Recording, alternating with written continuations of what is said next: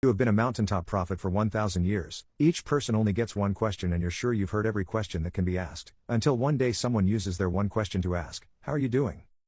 When she came to me, she arrived with a flower in her hand. It was a flower I couldn't recognize. From my perch atop this mountain, my view of the world was limited, and there were many things across the 1,051 years I've been here that I've never borne witness to. The landscape was changing, but for me, it simply shifted color. "Hello," she said.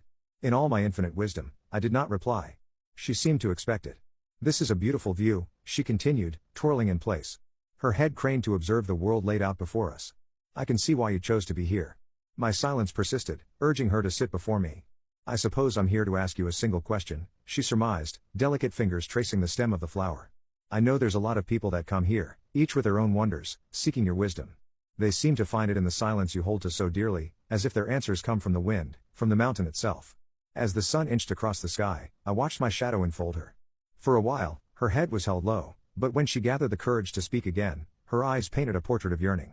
"I don't come bearing a question for myself," she spoke. "I need no guidance, life is chaos, and to adapt is to live. I'd like to think I do fairly well for myself these days. I have a loving family. I have work that makes me feel fulfilled. I have dreams and passions that fill me with determination, but there is a question that has kept me awake at night, a question that only you can answer." Her head rose and her eyes met me straight on. "You must be lonely up here. How are you doing? Are you okay? Are you okay? Are you okay? Are you okay? Are you okay?" The question resonated in the echo, carried away by the biting wind. She watched the sunlight breach the gaps in my barren branches, casting my shadow in a torturous pose. Winter was leaving soon, but it had done what it set out to do, and left me naked against the elements, shales of dying bark shedding from my body. I didn't answer the question. I couldn't, but if I could. I suppose the answer was obvious, she concluded, pushing herself to stand. Her reddened, ungloved fingers gingerly held the flower, slowly spiraling its body within her grip. "That's why I came here. That's why I brought this."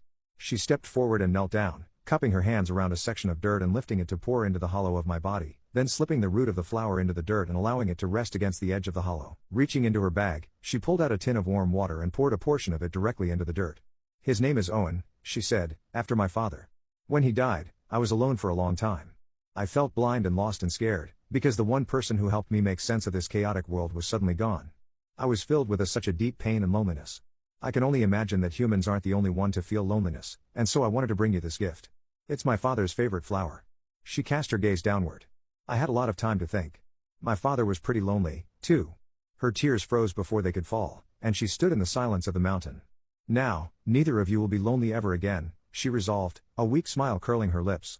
She stepped forward once more and wrapped her arms about my large body.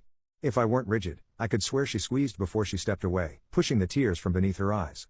She pushed out a sharp sigh, spiraling hot breath into the air. She spun on her heels and gathered her belongings closer to her body, tightening the straps to make sure nothing would fall. Once she was ready, she turned back partway, giving me one final look, a look that said she was ready to move forward.